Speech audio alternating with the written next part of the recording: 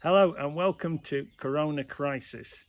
My name's David Haythornthwaite and I'm the chairman of AFC Fylde, and over the next few weeks and months I'm hopefully going to take you through what goes on behind the scenes of a non-league football team at times like this.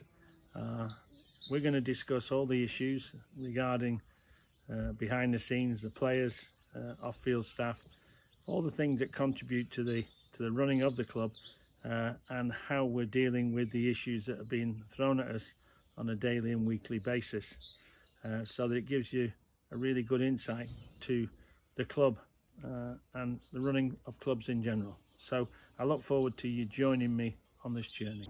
David, thanks once again for joining us as we continue with our look behind the scenes at AFC Fylde after a slight gap. We can get back into talking about it now. We know now we'll be competing in the National League North next year. Can we just start by having your thoughts on the division? You know, it's a league that you do know. Yeah. Unfortunately, we've had to accept, shall we say, defeat on that front. I think it's no secret that ourselves and Fleet felt very strongly that maybe things hadn't been handled in the right and proper way, and we took considerable legal advice. We engaged with the league on a legal basis, but I think in the end we both decided that we were in a difficult position, because on the one hand we felt and do feel quite strongly that the playoffs shouldn't have taken place. I think they were cajoled into them, and they changed their mind quite clearly. At one stage they said that it wasn't elite. We believe the league we're going into in general isn't elite. It's full of part-time teams. So there was that angle. We also felt that the options given to the league that we were promised about an end of season, how it might end, we weren't given any options. We were given fait accompli, which was, this is the vote. And of course, what you realise, of course, it doesn't matter to everybody else at all. So if you're in a safe position, really you just want to vote for anything, and as long as it doesn't affect them, they'll get on with it. So we had a long look at it, and decided in the end, well, we could go to court like South Shields did.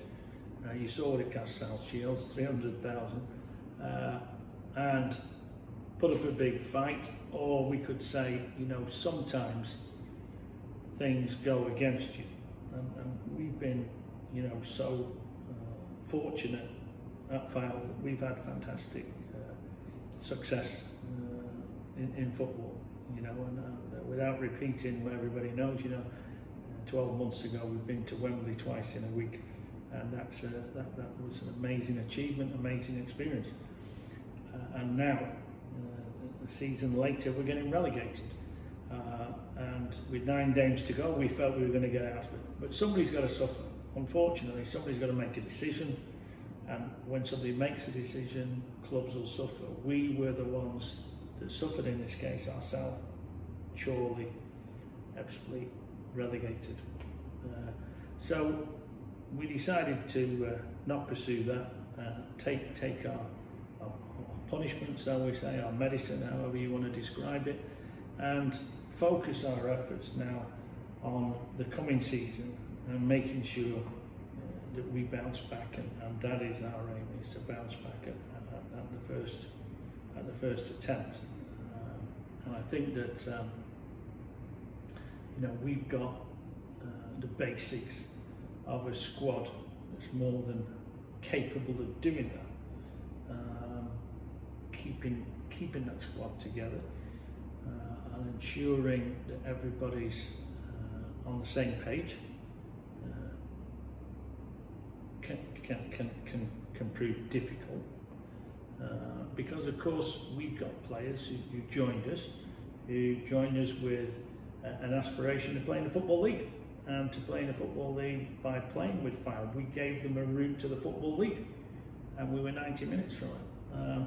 And now those same players find themselves you know, in playing in the National League North, which I'm sure can be a disappointment. It's a disappointment for all of us, but we have obligations to fulfill, and they have obligations to fulfill, and contracts are contracts, and you know, we're expecting all of the players that are contracted to us to fulfill their obligations. There are clubs out there that think that a number of things, I think. One is that because I suppose maybe that I've been open about the situation, about the financial situation at Fylde, which you know, as a standalone football club is dire, but is fortunate enough that my business is able to support it.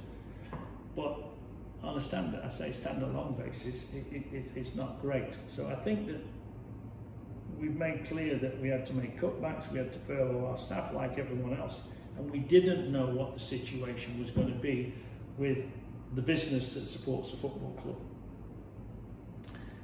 As I said when I was speaking to you last time, luckily the business that supports the football is in not bad health, and therefore we haven't had to make maybe the cuts as longer term as we thought we'd have to, and that means that there's more money available than maybe I thought there could have been. But you've always got to err on the side of caution. So I'd rather be honest with the fans at the beginning and shall we say, deliver more than maybe I promised. That's always a better option, I think. So we've got one or two players which I think some clubs, and I'm obviously not going to name the players or the clubs, but we've had interest in some of the players. I think they think that they can come and steal them. So we've had one or two silly bids for one or two of our better players. But of course, I said to Jonty from the get-go, you know, let's make one thing clear, and that Fylde's not a selling club. We've never been a selling club. We don't need to sell. We haven't in the past, and we don't need to now. So someone coming along and offering us 60, 70,000 for a player may seem attractive, but you've got to replace that player. No, it's our intention to keep hold of our best players wherever possible. Every player's got a price. If somebody came in, as I said to Jonty, with a ridiculous bid, we'd have to look at it. But our intention is to keep hold of the players we've got and to sign better ones to support them. And you know, we've already started that process. And you know, Jonty will be on furlough next week for a couple of days. We've got a football meeting here scheduled for, I think, 10 o'clock on Monday morning, and we'll be going through their list of targets for next season, or this coming season. So yeah, I'm quietly optimistic about the football side, and we're going to make sure that, you know, Jonty and Jim and everyone concerned have the funds available that allow us to compete with the very best teams in that league. So and hopefully we can bounce straight back.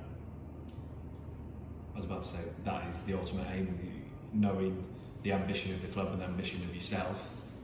It won't just be to come back up with this squad, it will then be geared towards looking at the following year being competitive again. I know the first job would be to get out of National League North, obviously, yeah. But it's a long-term plan, isn't it? Yeah, look, we've been famously mocked for putting 2022 on our shirts, and there was a lot of social media comments, not very nice, when we were relegated or confirmed as being relegated. Where's the effect is that they can rip that 2022 off the shirt now, but I can tell you the new shirts will be coming in soon, and they've got 2022 on them, and it means we'd have to do it back to back, but again, we know that's not impossible. Lots of clubs have done it. Salford did it, and there's no reason we can't do it. and that's our aim. You know, we never give up, and we've been unfortunate to go down, but with the right squad we can get back into that league, hopefully at the first attempt, and then we've still got a chance to get out in time to make that 2022 dream a reality. And as the National League North goes, looking at the table, I know the playoffs obviously ongoing and we don't know the exact list of clubs, but it's the exact nature of the North being how important crowds could be as well, because we could see some quite, some good away followings coming here. This will be an attractive ground to come to. Yeah, I mean, it looks, if I had to put my money, I suppose my favourite to go probably would be York City. I'd expect York City to go up. If they don't, then they're a reasonably large club, so they'll be competitive next year. The old names, we were in that league for 3 years, so I know most of those names. I've been to most of those grounds, and it's tough places to go. Brackley doesn't sound like that. It's always a tough game at Brackley. You've got to go to, Kidderminster will be having a go this season. You got a place like Alfreton Town. Wow, there's a lot. Any league you're in, there's tough games and there's tough leagues to get out of. No matter where you are, every league when we came through promotion was hard to get out of, and it won't be any easier going down this year. We've got the experience. Obviously, we've got better players than we had when we were in there last time, but it's still tough. There's no gimmies. If you're not on it every week, you'll get turned over. So I'm looking forward to some. We'll have our local derby with Chorley. They went down with us. That's always a good game. Well, Chester have a good following now, becoming Darlington. They've got a pretty decent following as well. So there's some reasonable crowds in there, teams in there that got a pretty decent following.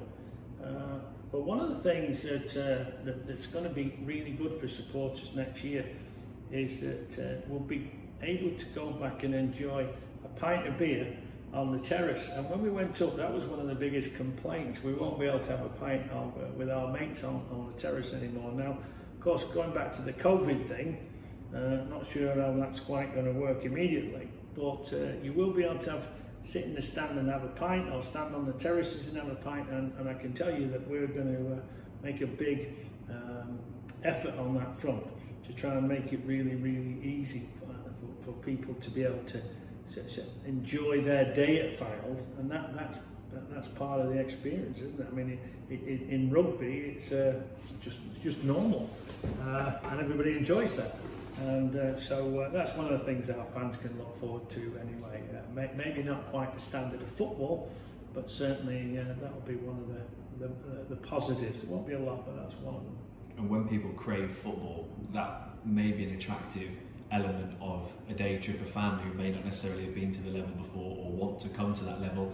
We'll find that we're picking up not necessarily fans of the club, but visitors. Yeah, I think that trying to build a fan base, trying to build a football club from the ground up, from nothing, is so difficult. I mean, we've talked about that so many times, and we need to make sure we try and keep the identity of what we are, which is we're trying to build here the Fylde brand. We're all encompassing, as we know. We've managed to keep hold of the ladies' side. We've got an amazing hockey team down here as well. So we're not just about football. Obviously, football's the driving force, but we want people to come down here and to use, I suppose, lots of overused words, all-inclusive, family, community. The words, the buzzwords everybody uses, but I think that anybody associated and knows our facilities and knows us as a club, we're genuinely trying to do that. We want to get as many people who live on the Fylde coast to be proud of this facility, be proud of this team, and come down and support us. It is so difficult because we're competing with so many other clubs for, shall we say, that